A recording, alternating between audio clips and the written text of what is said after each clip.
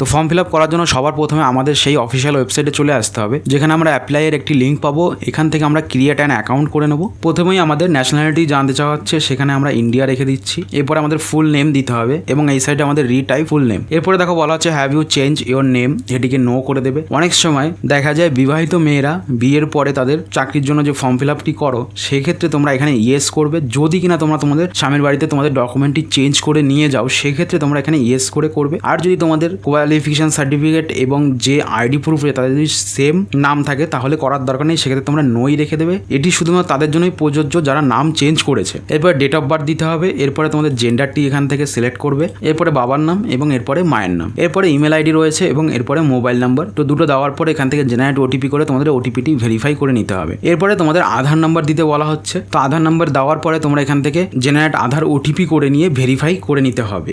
এরপরে আধার ভেরিফাই করার জন্য আমাদের কাছে আরেকটি অপশন আসবে, যেটি ফিঙ্গারপ্রিন্ট ভেরিফিকেশন। তো এটি তোমরা অ্যাভেলেবল পাবে না, তোমাদের মোবাইল নাম্বার দিয়েই ভেরিফাই করতে হবে। এটা যেহেতু আমাদের সাইবার ক্যাফে সিএসসি সেন্টার, তার জন্য এই অপশনটি আমরা পাচ্ছি। তো এটা আমরা তখনই ইউজ করি যখন দেখি কোনো ক্যান্ডিডেটের আধার কার্ডের সাথে মোবাইল নাম্বারটি লিঙ্ক নেই। সেক্ষেত্রে আমরা ফিঙ্গারপ্রিন্ট ভেরিফিকেশন করে তার আধারটিকে ভেরিফাই করে দিই এবং তার ফর্ম ফিল আপটি আমরা সেই মুহূর্তেই করতে পারি, যাতে তাকে আবার মোবাইল নাম্বার লিঙ্ক করার জন্য ওয়েট না করতে হয়। এরপরে তোমরা এই চেকবক্সে টিক করে দেবে এবং এখানে একটি পাসওয়ার্ড সেট করবে এবং I am not a robo এটিতে ক্লিক করে preview and create an account এটিতে ক্লিক করার পরে তোমাদের যে অ্যাকাউন্ট প্রিভিউটি আছে সেটি দেখে নেবে এবং সাবমিটে ক্লিক করে দেবে।